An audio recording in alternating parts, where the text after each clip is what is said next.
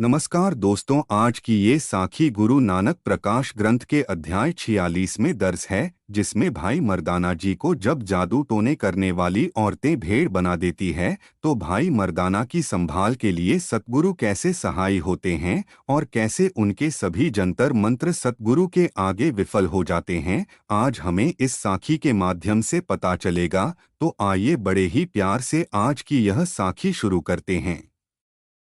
साध संगत जी जब सतगुरु नानक भाई मर्दाना और भाई बालाजी के साथ कामरूप देश में पहुंचे, जो कि एक जादू टोने करने वाले लोगों का नगर था। उस नगर की औरतें जादू टोने करती थी। तो जब सतगुरु नानक भाई मर्दाना और भाई बालाजी के साथ उस नगर में जा पहुंचे तो वहां पर सतगुरु विश्राम करने लगे। साध संगत जी, सतगुरु ने पैदल चलकर संसार की यात्रा की, अपना उपदेश इस संसार में फैलाया। और सतगुरु जब पैदल चलते चलते विश्राम करने के लिए कहीं बैठ जाते थे तो वह धरती भी निहाल हो जाती थी। यहाँ पर सतगुरु अपने पाँव रखते थे।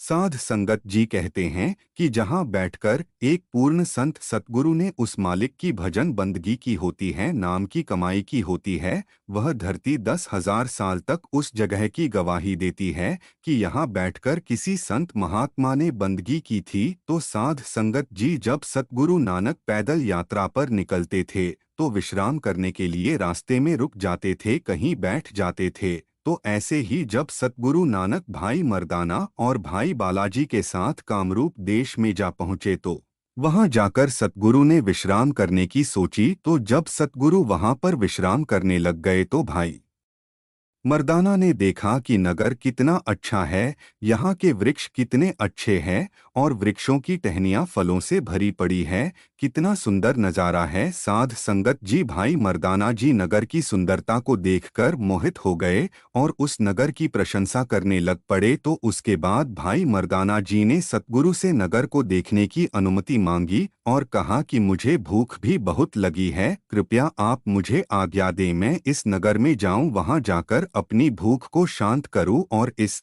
अलौकिक नगर का आनंद उठाऊं, इसकी सुंदरता का आनंद उठाऊं।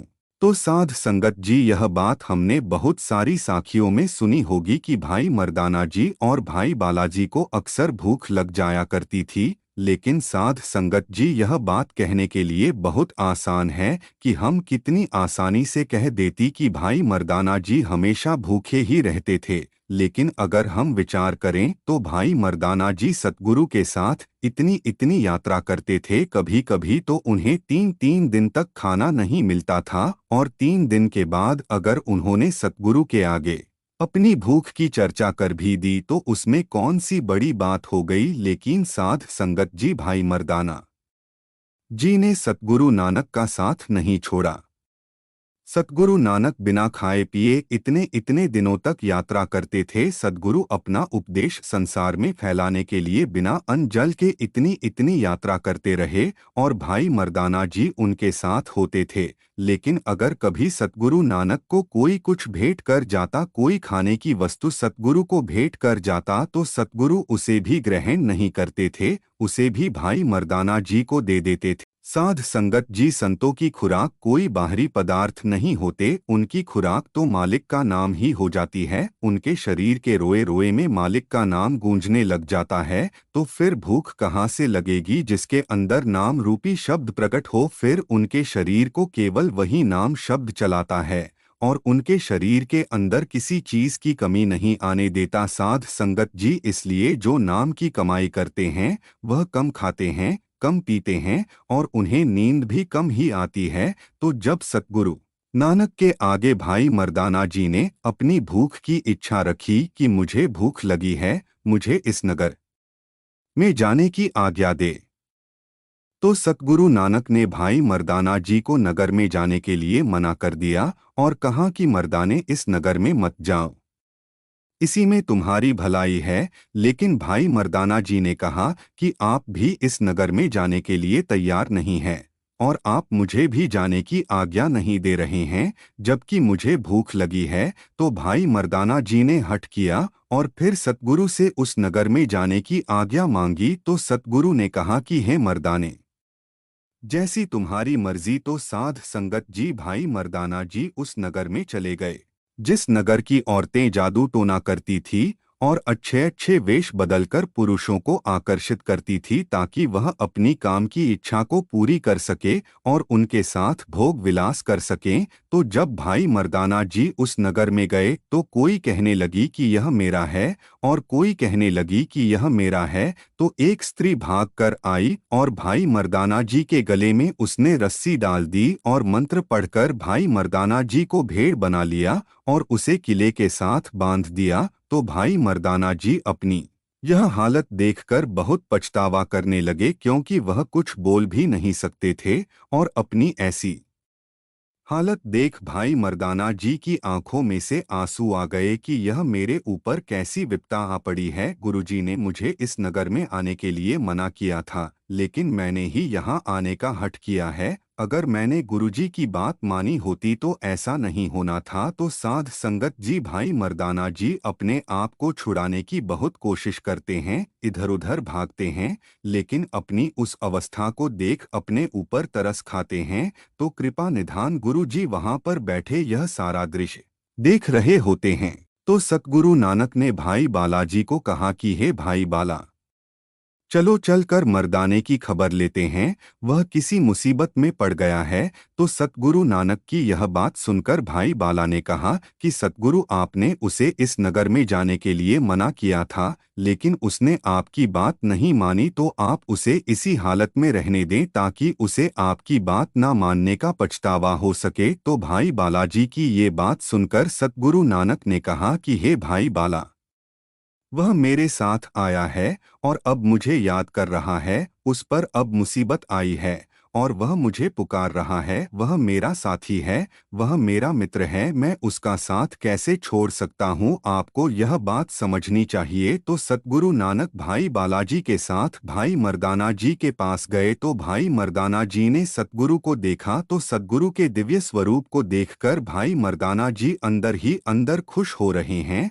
और सोच रहे हैं कि अब सतगुरु मेरी इस अवस्था को सुधार देंगे। लेकिन साथ संगत जी जब सतगुरु भाई बालाजी के साथ वहां पर जाते हैं तो उस नगर की औरतें सतगुरु के रूप को देखकर उनकी तरफ आकर्षित हो जाती हैं और उन्हें अपने वश में करने की कोशिश करती हैं। लेकिन सतगुरु नानक के आगे उनका कोई भी मंत्र नहीं चलता, उनके सभी मंत्र विफल हो जाते हैं। तो एक स्त्री भागी हुई भाई बालाजी की तरफ बढ़ती है और उनके गले में ताबीज डालने की कोशिश करती है, लेकिन जैसे ही वह उनकी तरफ बढ़ने लगती है, वह उसी समय भेड़ बन जाती है। और जब दूसरी स्त्री सतगुरु नानक की तरफ बढ़ने लगती है तो वह कुती बन जाती है। साध संगत जी, एक पूर्ण संत महात्मा के साथ ऐसा करने का फल यही होता है। तो उसके बाद सतगुरु नानक भाई बालाजी को हुक्म देते हैं कि जाओ भाई बाला, मर्दाने की रस्सी को खोल दो। तो भाई बालाजी सतगुरु का यह हुक्म मानकर भाई मर्दाना की रस्सी खोल देते हैं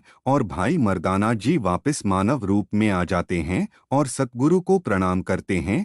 लेकिन जो औरतें भेड़ और कुती बन जाती हैं, उनको देखकर जो बाकी औरतें होती है वह सतगुरु की महिमा को समझ जाती हैं और उनसे डरने लगती हैं कि यह कोई पूर्ण महात्मा हमारे इस नगर में आया है।